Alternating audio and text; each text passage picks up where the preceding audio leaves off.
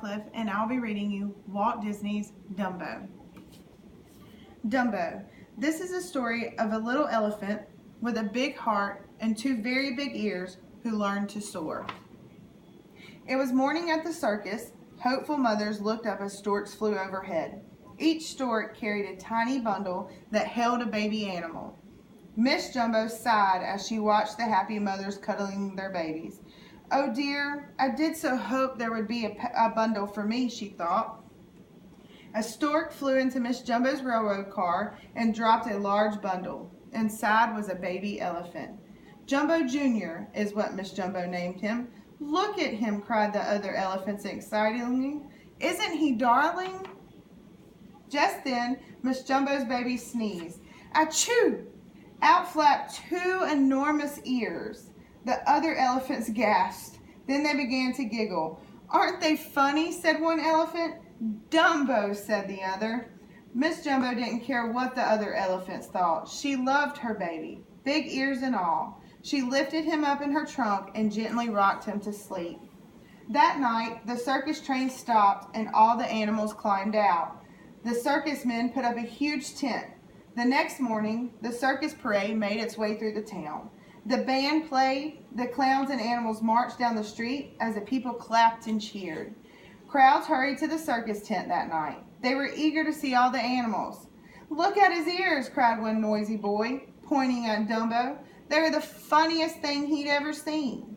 The boys laughed and teased Dumbo, and then one of them pulled the little elephant's ears. Miss Jumbo trumpeted with anger. She raised a hay bale to throw at the naughty boys, and they ran away in terror. "Down, down," cried the ringmaster, cracking his whip. Dumbo's mother was taken away and locked in a small cage far away from Dumbo. Nearby, a mouse called Timothy was watching. He felt sorry for the little elephant. "All we've got to do is build you an act," Timothy told Dumbo. "Make you a star." Just then they heard the ringmaster talking in his tent.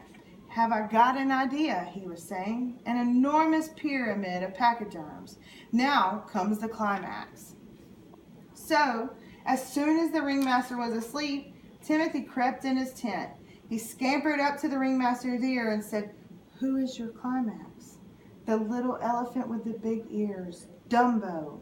"Dumbo," mumbled the ringmaster. "Dumbo." The next morning, the ringmaster tried out his new idea. He had all the elephants balanced carefully on top of one another, and Dumbo was to be the very top elephant, the star. But when Dumbo ran to jump on top of the elephants, oh no, he tripped over his big ears and bumped into the pyramid. The elephants crashed to the ground, and the whole circus tent fell down around them. Boom, bump, bump. Now the elephants were even angrier with Dumbo. But the ringmaster had one more idea. Dumbo could become a clown. So Dumbo was dressed like a baby, put at the very top of a burning building. The other clowns playfully pretended to be firefighters. They sprayed Dumbo with water and held a hoop for him to jump into. Poor Dumbo was terrified as he jumped. Down, down he dropped until he fell through the hoop into a big tub of sticky goo. The audience cheered and roared with laughter when Dumbo landed in the goo. But Dumbo was not happy at all. "We're going over to see your mother," said Timothy to cheer Dumbo up. Dumbo and his mother were overjoyed to see each other. Miss Jumbo put her trunk through the bars of her cage and cuddled her son and sang a lullaby. But all too soon it was time for Dumbo to go. Dumbo cried a little after seeing his mother. All he wanted to be was with her. Once he lays down to sleep, he begins to have the strangest dream. In the dream, he was blowing bubbles. Soon, the bubbles looked just like elephants. Elephants that could dance and fly. The next morning, Timothy tried to convince Dumbo that he could fly just like a bird. He said Dumbo's ears were so big they were like wings. Dumbo wasn't so sure, but he trusted Timothy.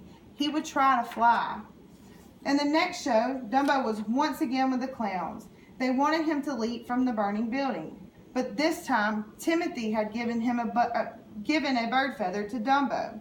Timothy said it was a magic feather that would help him fly. Holding it tight, Dumbo got ready to jump. It worked. Dumbo and Timothy soared through the air, but halfway to the bottom, Dumbo lost his grip on the magic feather. Without it, he couldn't fly, and Timothy and him were falling. With the wind whistling past as they sped towards the ground, Timothy quickly told Dumbo that the magic feather wasn't real. He didn't need it. All he had to do was believe in himself. "Open those ears," Timothy cried. "You can fly, you can." Dumbo took a deep breath and began to flap his ears as fast as he could. Suddenly, Dumbo was flying. He didn't need the feather after all. The ringmaster was amazed. He watched Dumbo swoop over the toboggan and soar past the cheering crowds. Dumbo was a star. Before long, Dumbo was famous all around the world, just as Timothy had said he would be. Crowds flocked to the circus to see Dumbo, the amazing flying elephant. The ringmaster released Dumbo's mother and gave her a special train car of her own, and Dumbo and his mother were very happy. The end.